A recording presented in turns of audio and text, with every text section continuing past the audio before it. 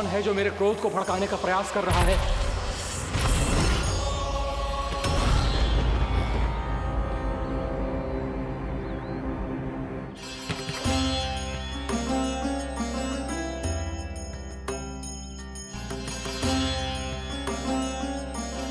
अभी क्या देखा मैंने? किसके पांव थे वो?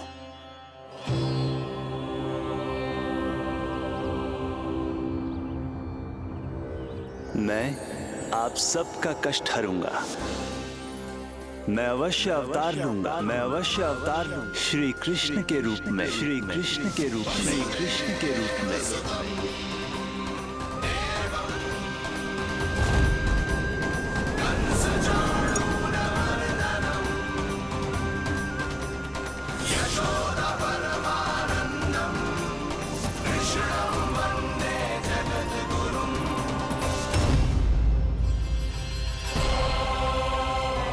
नहीं, नारायण चोरी नहीं कर सकते।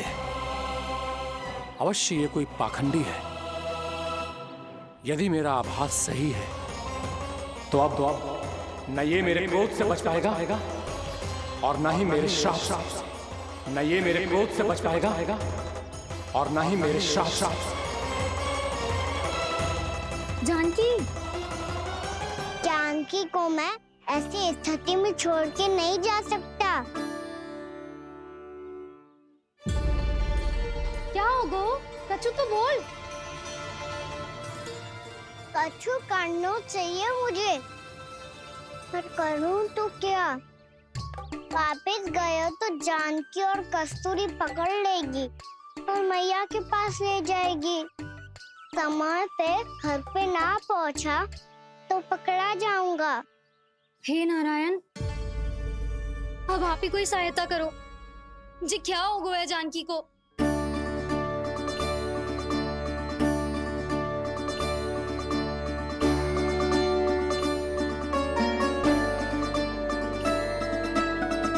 कस्तूरी, कस्तूरी, कस्तूरी। जी मेरा नाम किसने पुकारो? कौन है वहाँ? रानी भाभी, रानी भाभी, तनिक सहायता करो ना। भाभी, जी देखो ना जानकी को क्या हो गया है। जानकी, जानकी, क्या हो गया है? कस्तूरी, तनिक जल लेकर आ। जानकी, क्या हुआ?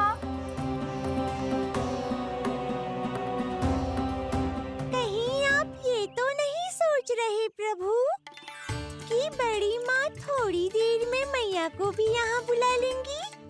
हाँ, और तब मैं निश्चिंत होकर घर जा पाऊंगा। पर प्रभु, यदि मैया को घर से निकलने से पहले ही पता चल गया कि आप घर पर नहीं हैं, तो क्या होगा? ना, कुछ तो गड़बड़ है। कहीं चोट लगने का तो प्रभाव ना है कि जे इतना सो रहा है। यदि मैया को आपकी अनुपस्थिति का पता चल गया तो क्या करेंगी वो? यशोदा, मुझे लगता है कि तुम्हारा मन आजकल ढूंढने लगो है कि कहीं से तुम्हें चिंता मिल जाए और तुम उसे व्यर्थ में ही ले लो। कहना क्या चाहते हो आप? यही कि तुम्हारा लल्ला कितनी शांति से सो रहा है और तुम यहाँ उसकी चिंता कर रही हो। सुबह की चोट को तो कब का भूल गए हो। तुम ही बताओ, तनिक भी पीड़ा होती इसे तो इतनी शांति से सो पाते हो ना? तो बस, तो फिर चिंता मत ही करो। मैं रहूंगा ना इसी कक्ष में, ध्यान रखूंगा उसका। तो जे बोलो ना, आपको भी कान्हा के जैसे चादर तान के सोनो। अरे ना, भरी दोपहर में कोई सोता है क्या भला? पक्की बात? हाँ, पक्की बात। मैं लल्ला को ध्यान रखूंगा, तुम चिंता मत करो।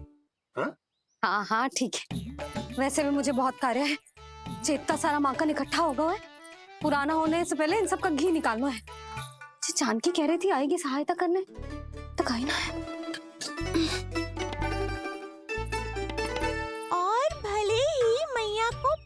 ना भी चला हो, पर बाबा तो इस समय प्रतिदिन आपके साथ खेलते हैं। यदि उन्हें पता चल गया तो?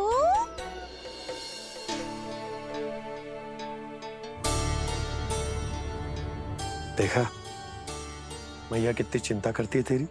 एक बार बाबा को पता चल गया तो फिर मैया को तो पता चलना ही है। उनसे अधिक देर तक छिपा नहीं पाएंगे बाबा।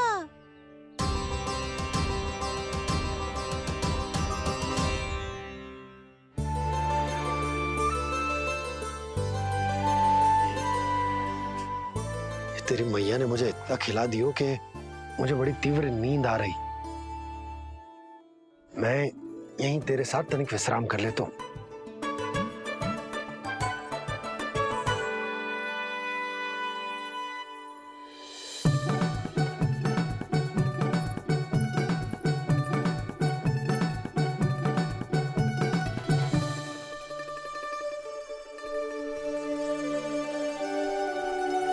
पता था मुझे यही होने वाला है।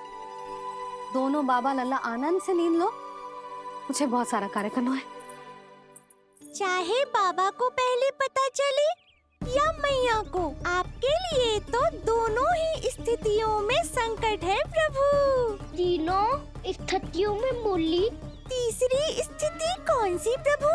वो भी तो पधार रहे हैं। वो कौन? जगत विख्यात महर्षि, अत्यंत क्रोधित स्वभाव वाले। प्रभु महर्षि दुर्वासा। उनका गुस्सा बहुत खतरनाक है, इतना कि देवराज इंद्र तक नहीं बचे। मीरा, ऋषि दुर्वासा का घोर अपमान किया है तुमने देवराज इंद्र। जिस प्रकार से तुमने मेरी वरदान में दी हुई माला को ठुकराया है, उसी प्रकार से तुम्हारा पद तुम्हें ठुकराएगा, और तुम्हारे साथ साथ अन्य सभी देवता भी अपने अपने पदों से नीचे गिरकर श्री विहीन हो जाएंगे। ये मेरा शाप है तुम्हें, ये मेरा शाप है तुम्हें, ये मेरा शाप है तुम्हें।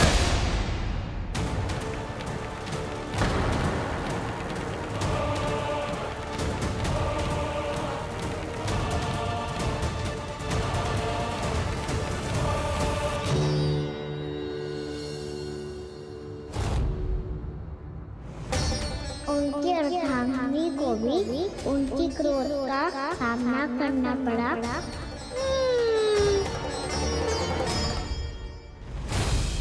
तुमने मेरी आज्ञा का अनादर करके मेरे सम्मान को भस्म कर दिया है कदली। इसलिए मैं तुम्हें श्राप देता हूं कि तुम इसी क्षण भस्म के ढेर में बदल जाओगी।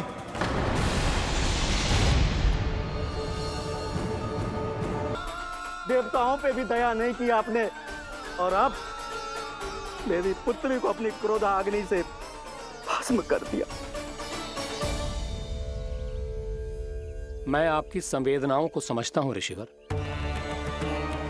परंतु यदि मैंने देवताओं को श्राप न दिया होता तो समुद्र मंथन भी न होता और उन्हें अमृत भी न मिलता। और अब मेरे श्राप से आपकी पुत्री और मेरी पत्नी कदली फल बनेगी, और श्री विष्णु जी की कृपा से सभी पूजाओं में सबसे अधिक प्रयोग होने वाले फल होने का सम्मान प्राप्त होगा उसे।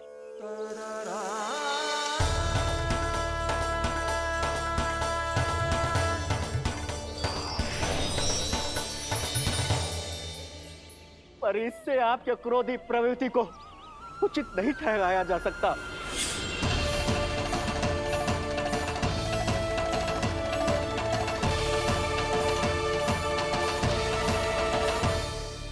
पर प्रभु, आपको उनसे संकट क्यों है?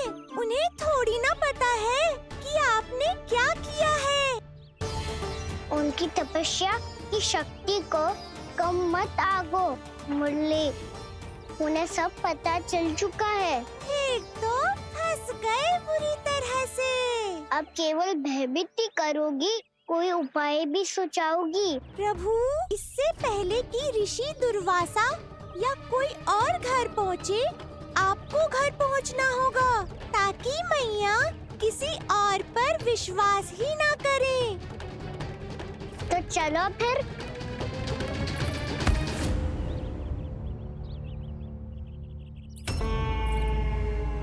कान्हा, लगी तो नहीं तुझे? बैग तो ऐसे रहता जैसे पीछे कोई चक्रवात आ रहा हो। चक्रवाती आरो है ताऊ, रोड का चक्रवात।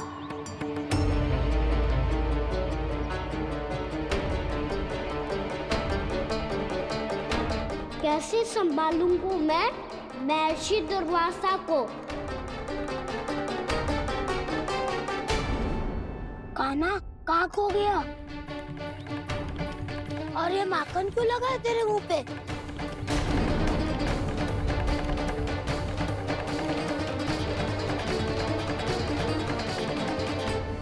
माखन, तुम सब यहाँ क्या कर रहे हो? मैंने तुझे चुपचाप घर से निकलते हुए देखा, तो मैं इन सब को एकत्र करके तुझे ढूंढने निकल पड़ा। देखो देखो, उसके मुंह के साथ उसके वस्त्र पर भी माखन लगा है।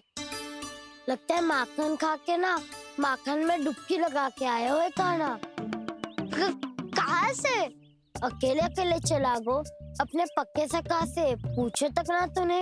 मुझे भी ले चलता कान्हा, मेरी मैया तो बिना पूछे माखन सुने भी नहीं देती। मुझे ऐसा क्यों लग रहा है कान्हा कि तूने माखन चोरी चुप के खाया है, और वो भी किसी अपरिचित के घर से।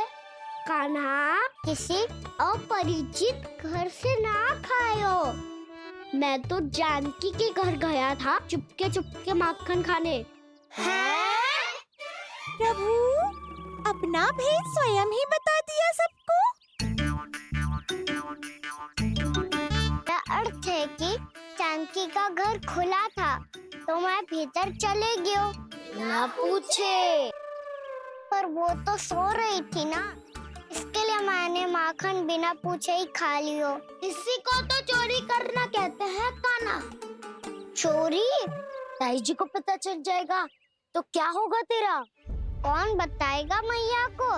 हम बताए या ना बताए, तेरे मुंह और वस्त्रों पे लगा माखन स्वयं ही बता देगा।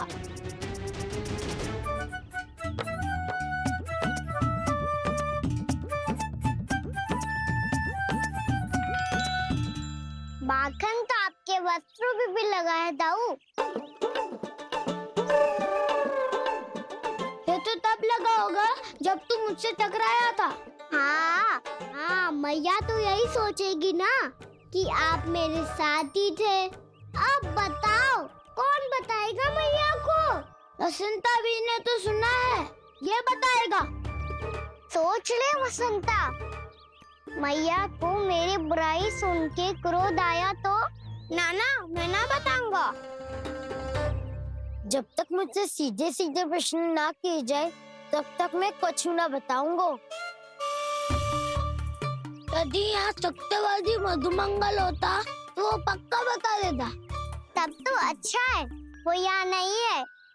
मैं बताऊंगा ताई जी को, क्योंकि मुझे ताई जी ने सब सूचना देने को कहा था। कब? सुबह जब मैं ताई जी को पूजा के फूल देने को गया था। सुन, तेरी आंख के सामने कछु उल्टा सीधा हो या कोई अत्यधिक शरारत करे तो सीधे आके मुझे सूचना दियो, समझ गो? ना बताएगो ना तो मैं कान्हा को बाहर भेजने की आज्ञा वापस ले लूंगी। नाना, आप आगे वापस मत देना, मैं सब बताऊंगा। इसलिए आपको तो ताई जी को बताना पड़ेगा। अर्थात मैया ने आपको बाहर भेजने से पहले ही गुप्तचर की व्यवस्था कर ली थी। मैंने वो वचन दिया है। मेरी आंखों के सामने कुछ भी उल्टा सीधा हुआ तो मुझे सूचना देनी पड़ेगी। पर तेरी आंखों के सामने कुछ उल्टा सीधा हुआ ही ना, वो बातों का उलझा रखा ना, मुझे बताना चाहिए ना तो अनुचित होगा बलराम। और सखा को फंसाना अनुचित ना होगा। क्यों दाऊ? ये निर्णय मैं कैसे करूं? तो और कौन करेगा? तो और कौन करेगा? टीचर।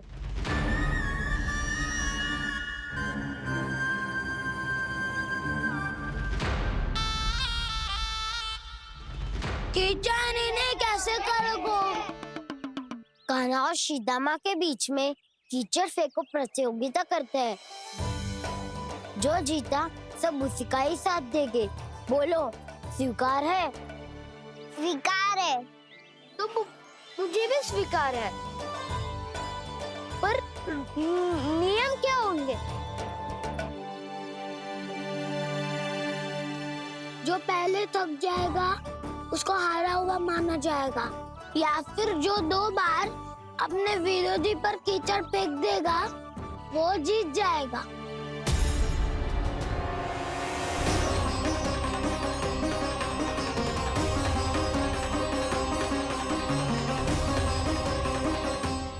माखन चोरी की घटना के कारण महर्षि पहले ही क्रोधित है। अब कीचड़ से खेलता हुआ देखकर उन्हें और क्रोध ना आ जाए। कहना तेरा ध्यान कहाँ है? खेल आरंभ होने वाला है। अब चुनौती स्वीकार कर ली है तो खेलना तो पड़ेगा ही। तो फिर चलो।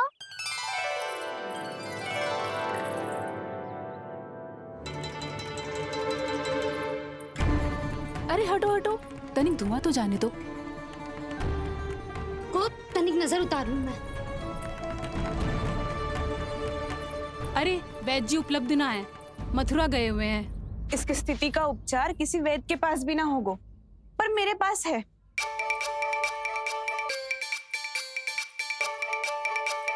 अरे अरे बस करो ये सब। ये अधिकतर समय यशोदा के साथ ही होती है। हो सकता है उसे कुछ पता हो। जाओ, कोई शीघ्र जाकर यशोदा को बुला लाओ। मैं बुला लाती हूँ। हाँ हाँ।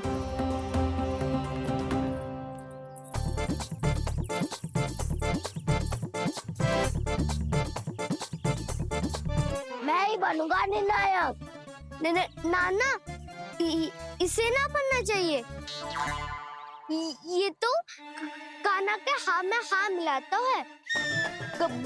बलदाऊ को ही बनना चाहिए निर्णायक। हाँ हाँ, बलदाऊ को ही निर्णायक बनना चाहिए।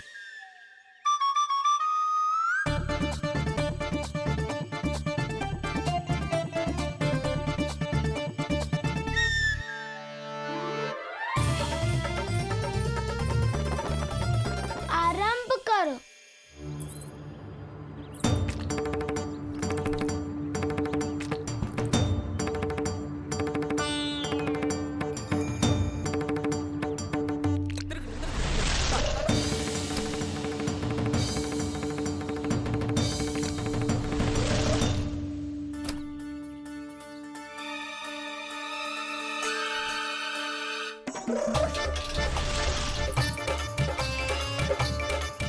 वाह, क्या सटीक लगता भेजा है सीधा मैंने। एक बार मैंने भी ऐसे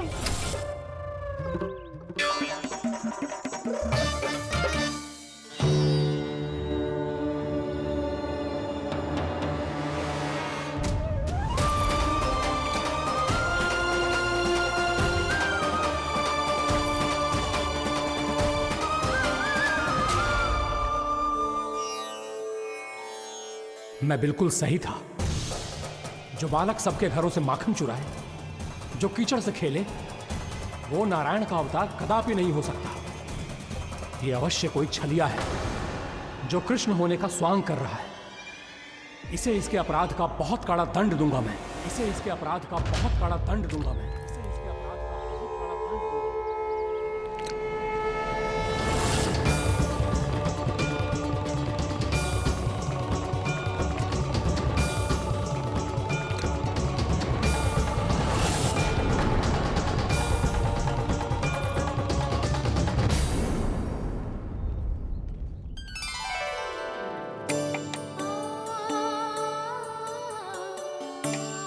घी बनने की सुगंध से दौड़ा चला तो है। जे सोच के कि मैया कछु विशेष बना रही है, तो चे तो अभी तक सो रहा है। बहुत समय हो गया है बिना कछु खाए पिए सो गया है। जाके उठाती हूँ।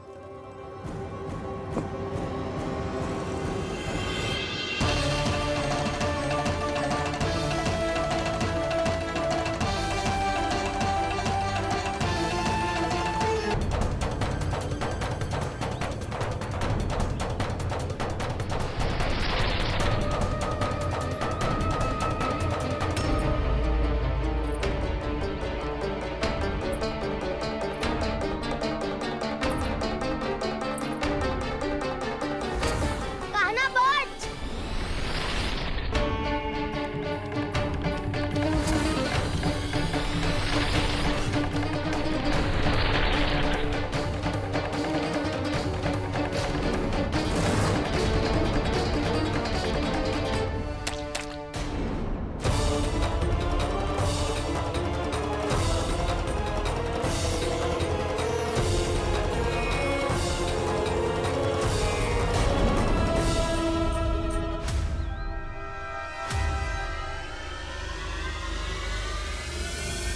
जसोदा भाभी, जानकी को कच्चू हो गया है। वो कब से अचेत खड़ी है। रानी भाभी भी वही है। आप शीघ्र चलिए, शीघ्र चलो, चलो। प्रभु, ये तो महर्षि दुर्वासा है ना? क्रोध में इन्होंने आपको श्राप दे दिया तो? प्रभु, ये क्या किया आपने? मैंने तो बस एक बाण महर्षि को प्रणाम किया है।